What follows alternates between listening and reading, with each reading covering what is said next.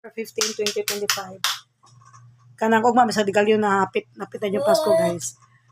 Kani kung topic karon si Kabit Martyr ni man akong kapatiran, ako mga sisters niya, mga friends, man ni tabo nila. Kuan ni siya, guys, kana ganing ang lalaki minyo, kay bawo medyo siya minyo. So akong kapitiran, mga sisters, mga friendships diha, kay bawo siya nga lalaking minyo. Iyang gipatulan nakilive in siya. Nya wala pa di ayong minyo, kay ngano minyo pang laki, palahubog pa, tik-adik pa, bisyoso pa nya. Ang niana siya nga ay anak kong friends ba nga ay wala man kaso kay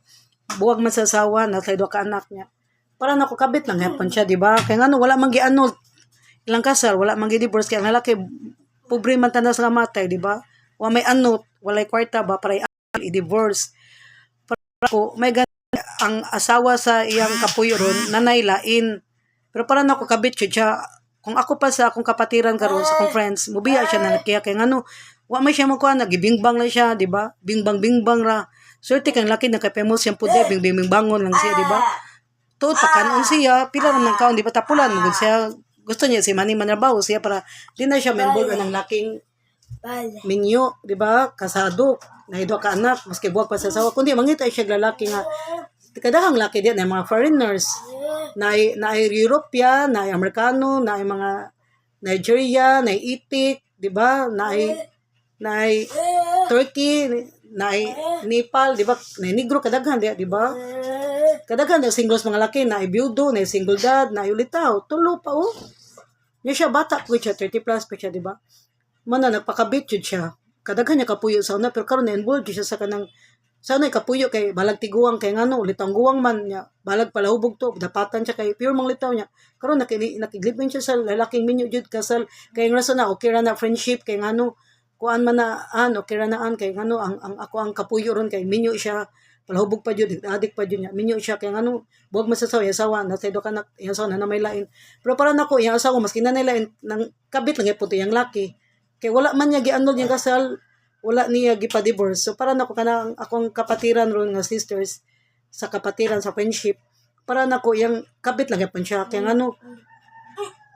kabit siya nga martyr man ay kabit nga martyr kay mas kibaw ni siya lalaki minyo nagpabilin gyapon siya skiliran sa laki. Sugot siya nga bingbangon siya sa laki. Di ba tagbawon siya bingbang pakanunan siya gacho kwarta di man na mao kay daghan siya kuya blitaw iya yung gibian di ba dito jud siya sa laking minyo di ba dito na jud siya nakig-involve karon sa laking minyo para nako kabit lang yapon siya man ay kabit nga martyr kay nakibaw naman siya lalaking minyo nakiglib partner pa man jud siya kasi is laki no di ba minyo siya kasal siya di ba nakigbimbangan siya sa akong friendship sa akong kapatiran di ba sa akong sisters nya mo na guys kanang kuan sa akong mga sisters akong dang siya tagong sisters kanang akong mga friendship kapatiran sisters magunan ako in life nya mo na to guys kanang para nako kana akong sisters nga friendship nga kapatiran kabit yun na siya nga martyr kaya ngano gisultian ako just lucky kay ba siya situation lucky ang lucky minyo na ido ka anak buwag sa asawa kay ang asawa na napoy lain nga ka-live-in pero katong ka-live-in siya asawa kabit lang gyapon to niya ako ang friendship nga sisters ako tawag akong sister kay suod kay me kana akong friendship si kapatiran kabit yun na siya nga martyr kaya ngano lalaki minyo manggut ni patol jud siya di ba huy ikaw day sisters kapatiran biyain ang lalaki ha uy kadaghan din ulitaw biyudo single dad Amerikano parinar negro Turkish di ba kadaghan din Indiano mga dagko pag talong kadaghan diha di ba kana na lang imo pangita naglain kay ngano ayo what time kagalingon kanang mamalmal pag-ayo sa taong minyo kasado wa man kay makuha na nahug man jud kagkabit nga martyr kay ngano man kay makuha na laki ha ano sige mo kaglib ni partner niya do you think makapakasal na nimo di nakapakasal na nimo kay man na nagpakasal siyang unang wife siyang first wife di ba ikaw kabit lang ka di ba ay pag anto sa ipag martyr balik kanto sa imuhang mga kapuyo sa unang mga byudo mga ulitaw mga lasinggero mga ulata nimo may pakaton na lato sa pang litaw kasi mauntog pa sila pakaslan pa kanila mana ikaw para nako sisters nga kapitiran kabit ka nga martyr kamo ni kabit number 5 martyr ni siya nga kabit kay bawo ni siya nga ang lalaki yang gikatipon mo minyo ni do ka buwag sa pero sa una like kapuyo lang pero bahala na lang tato di ba di ka mo dili na lang ko interest lang life kailangan life gubot toxic red flag di ba walay kapadulngan nowhere to go ikaw mamatay ka sure bull jud kay kalag may friend no kay kano si kabit man ka number 5 man kabit nga martyr Do you think dili na ka mistress, dili na ka the woman, di nakakabit-kabit lang gyapon ka kaya ang kanay imong kapuyo ron kasal na maski mingon pa ka nga ay wala naman friendship ka nang akong kabit akong kapuyo ron kay na siya sa kasal siya pero buwag naman sila yang asawa na nila kabit magyapon ka kay wala man nila gianod lang kasal wala na gi-divorce. Kung gusto kang yuan imong kapuyo ron ipaanod lang kasal ipa-divorce. Pero problema lang kay imong kapuyo dik-adik, bisyoso pa, palahubog pa, purdoy pa wala pay kwarta, wala pay regular jobs. So unsa ka man na pag-anod, di ba? Mana ikaw, if I were you, luwas sa imong kalag. Kay kaning kalibutan nga, temporary ra niya itong pagpuyo diri. Anytime pwede ta mamatay. Nga, do you think malangit ka? Sure ball jud kang may perno. Kay nga nung nagkabit-kabit ka. Diba? Diba? Diba ka nang kuan? Ambot lang nimo kung malipayon kasi mong kinabuhi irong kabit. Kay ngano kami mag-good hit ka na namong kabit. Kay tungod kabit na pati gutom mi kaunda mo eskwela wa mi kaon kay tungod kay kung mama wala ka mag-eskwela.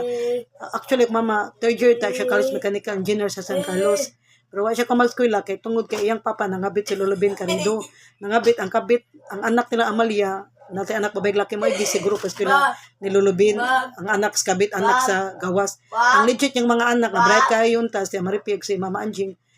wala niya gipatiwas eskwela kay priority man niya ang yang anak sa kabit yang gipa-eskwela college ang gipatiwas man ilang anak sa kabit professional ron nagko balay nindot na kay live pero samantala ko maanjing siya kaman sa mechanical engineer man kami nagantos mi mga anak niya napatay gutom mi nakaundam na eskwela wala mi kaon mga anak mi man nagdako ko wala ina anak mama ni atog alas kang college 11 years old pa ko wala ko'y mama kay tungod kay kung mama para lang mabuhi mi makatag siya na maayong balay nindot amo pa ni among balay kapuy-an makakaon mig lami pagkaon makanindot mig sinina makaskila mi private school elementary high school college mao nang main goals ko mama kanopat niya namiyo siya makano para makapas na sa Alaskan College pero lahi mang panos Ginoo wala man mi makapas so ambot niya akong kapatiran noy ako ang kuan friendship nga ni patol man siya kabit nga ako maglagot siya ng kabit-kabit kay ngano tungod sa kabit ang family ni Lola Clara Lulubin na bungkag ang anak ni Lulubin nga si Mama Anjing kay bright kaayo pinaka-bright sa mga nag-agaw nila wala ka mag-eskwela kay tungod kay ang priority siyang amahan ang anak siyang amahan sa kabit nga do kabuk may gipatiw eskwela sa college pero sila nga legit nga anak unta wala gipatiw eskwela ibaan sila niya lang mama luoy pa jud kaayo kay ngano masakitong pagkasing-kasing namatay lang ng mama sa kaugtas sa yang bana og sa kabit una atake nila yang mama nak ang mama sa mama ko nalakran atake lang kasing-kasing kay yang bana nangabit gibiyaan siya glisdan siya sa kabit mo na hit ka na mong kabit kontra ka na mong kabit guys anti kabit yun mi kay mao ni nagbungkag sa pamilya ni Lulubin ug Lola Clara nya luoy kay kung Lola Clara kay daghang ka siya sumbabay happily married kay may sumbabay samantalang siya luoy kay siya kay di siya married kay yang bana Lulubin namin Carido taga Malbayog giilog man sa kabit nga Amalia nagtipon sa Manila mo ta ko Lulubin gabaan kay natiguang ni siya sig support sa kabit siyang duha ka anak sa kabit mo to ni bawaan niya nga iyang kabit sa Amalia nga nagbingbangan pud yang kabit nangabit sa glain ang abta niya nagbingbangan naglalis nag-awit sa akong Lulubin atake sa high blood na mo ito'y cause of death niya mo to'y karma sa akong Lulubin mo to napadyo karma akong Lulubin kay gilubong siya sa kuan guys sa nga ni gilubong siya sa kana ganing mabulo ba karita niya ang nakaibaw to yung lubngan na si Lulubi si Tio Makoy na siyang bali naman siya sa kana kami wala ni kuan nga to ni Tio Makoy to namatay si Makoy manang na missing jud yang lubngan sa bukog ni Lulubin mo na do ka karma niya nangabit siya niya kabit sa Amalia ang bitigwang ni Lulubin nangitag batanon sakpan ni Lulubin bingbangan mo to nag-away sa gitake ng Lulubin yang dugo high blood ng Lulubin isa ka sutok mo to na dito na rebel siya na dito siya mo na karma sa akong Lulubin na kulula loy kay na sakit puso kasi gasing natake ton siya namatay siya kay naugtas down siya kay yang kuan yang bana giilog mas kabit imagine na daghang gastaganat na po kabuk yang anak gibean siya akong Lola Clara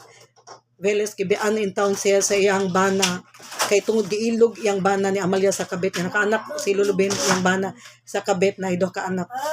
nya ang sakit pa jud nga part kay ngano ang kabit ang anak siyang kabit mo ay gay pa eskwela jud kalis sa matalay ang anak nga legit nga bright na kay kung Mama Anjing Tia Marpi wala ko mag-eskwela kay tungod ang gi-prioritize siyang papa ang anak mas kabit siyang papa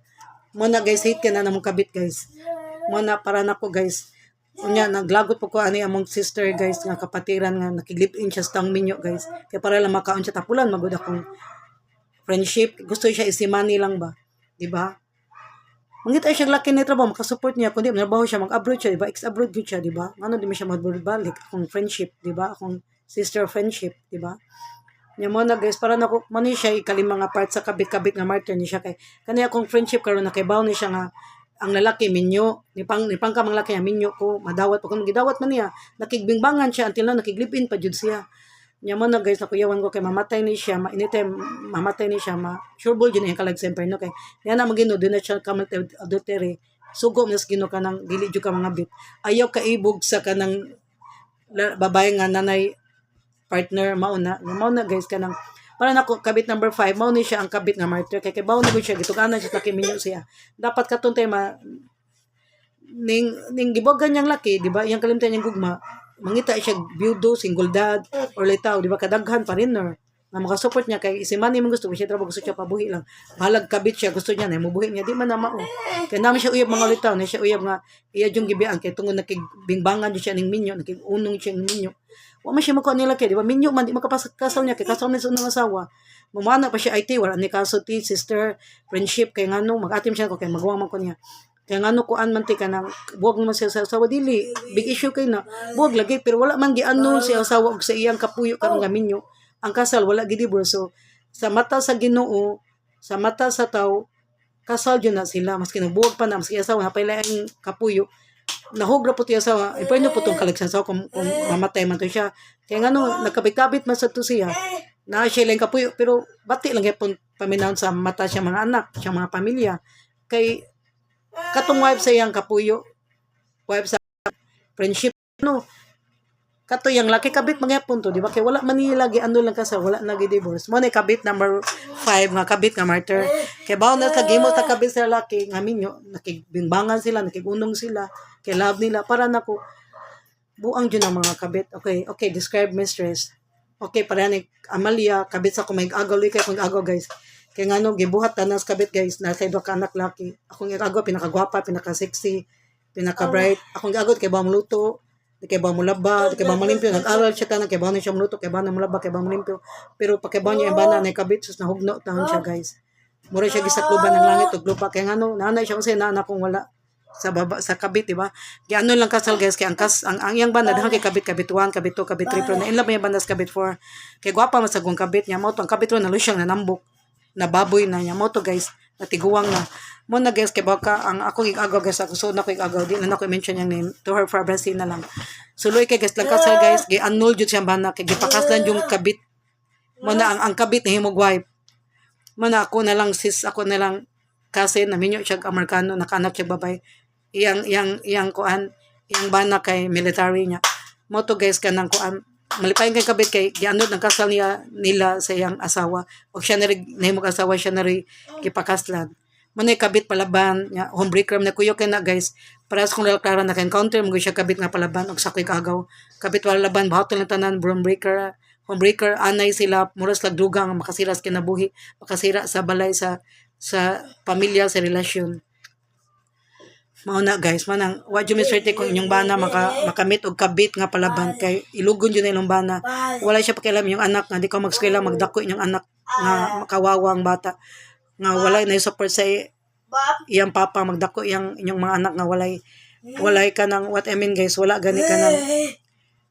amahan ba nya mo na guys daghang klaseng kabit guys na kabit nga na konsensya mo na kabit na konsensya guys kanang motos kabit number 1 siya kay bawo himo siya kabit man na pakibaw niya maski siya pa gipili maski siya pa kato kong friends kay ba kabit number 1 siya gay man example number kabit number 1 kuha siya kay bogas nga iya ding lalaki 4 years nga uyab ka ng minyo pero di jud 100% minyo na kapuyo ba na itulo ka anak so